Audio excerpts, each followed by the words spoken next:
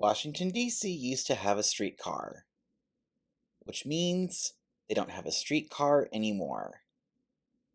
Indeed, on March 31st, 2026, the D.C. streetcar, which ran for 2.4 miles along 8th Street and Benning Road, shut down. But why did it fail? And what can we learn from its failure? I'll do my best to answer these questions in this video. To go into why it failed, let's compare the frequency, usefulness, and speed of the streetcar to a bus line that paralleled the streetcar on 8th Street and Benning Road. That bus line is called the D20. So, let's start by talking about frequency. The D20 runs about every 10 minutes during the day, and about every 20 minutes late at night. The streetcar, on the other hand, only ran about every 12 minutes, even when service was at its peak. As the streetcar was winding down, it only became even less frequent. So, it wasn't the most frequent. But what about speed? Well, the D20 was faster than the streetcar. Multiple people, most famously YouTuber Miles in Transit, tested out the speed of the streetcar versus the bus, and the bus won. That should be no surprise, given that the streetcar, unlike the bus, could not get around double parked cars, which isn't exactly helpful. So, the streetcar was not as frequent as the D20, nor was it as fast. But what about usefulness? Once again, the D20 was much superior to the DC streetcar in that regard. The D20 has a western terminus in downtown DC and an eastern terminus at DC Metro's Minnesota Avenue station. It connects with the following DC Metro rail stations: Foggy Bottom, Farragut West, Farragut North, McPherson Square, Gallery Place Chinatown, Union Station, and, of course, Minnesota Avenue. As for the streetcar, its western terminus was Union Station, meaning that it didn't go to downtown DC. The eastern terminus was at Benning Road and Oklahoma Avenue, which looks like this. It was a streetcar to nowhere, literally. It wouldn't have taken that much more of an extension for the streetcar to run to the Minnesota Avenue station on the orange and silver lines, or the Benning Road station on the blue and silver lines. Now, one note about the lack of usefulness of the streetcar. That was not how it was planned to be. It was planned to be a much larger network, as the line that did exist was supposed to be longer, and there were also supposed to be other lines. There was an infamous reminder of that, with this DC streetcar map showing that it was intended to go to the aforementioned Benning Road station, which at least would have resulted in it not being a streetcar to nowhere. It still would have been shorter than the D20 route, but it at least would have gone to another rail station at the eastern terminus, and would have had its own identity separate from the D20.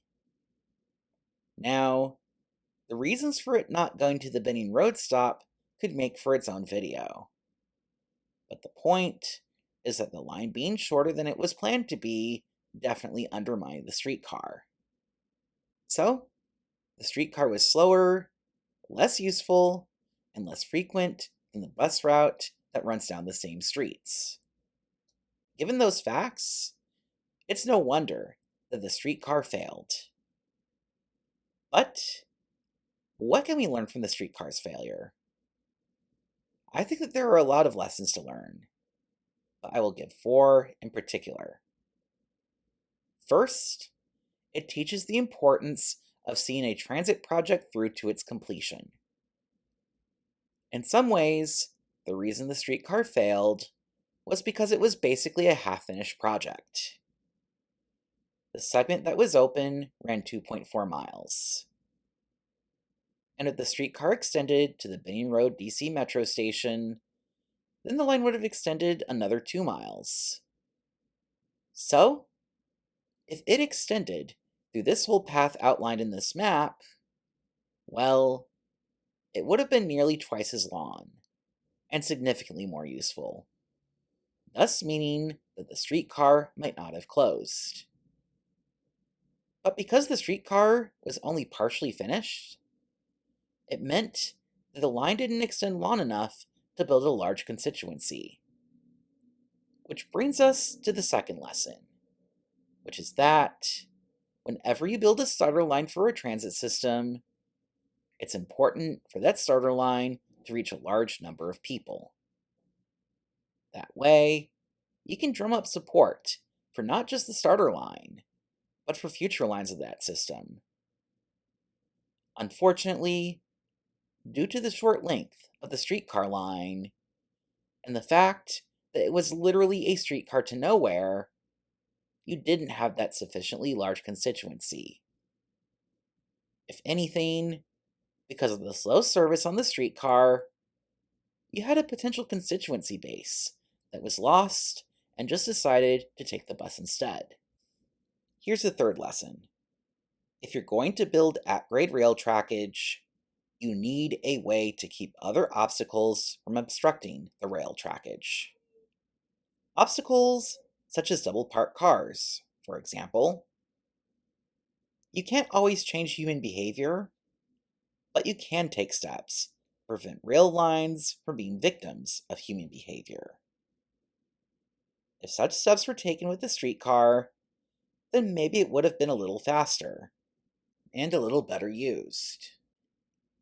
The fourth lesson I take is that the streetcar shows what happens when you don't listen to the criticisms of a transit line that isn't working as well as it should. When that happens, people don't adequately patronize your system, thus leading to budgetary minds wondering whether the transit is worth all the cost. In contrast, you look at something like the Finch West Light Rail line in Toronto, where there were criticisms of how slow it was after opening, due to a lack of transit signal priority. Instead of doing nothing, which was DC's strategy as far as I could tell, Toronto installed transit signal priority, which from the reports I've read have made that line a little faster. These are a few lessons to learn from DC's failed streetcar. But will transit planners learn from the lessons of DC's failed streetcar? We shall see. I certainly hope so, because those who don't learn from history are doomed to repeat it.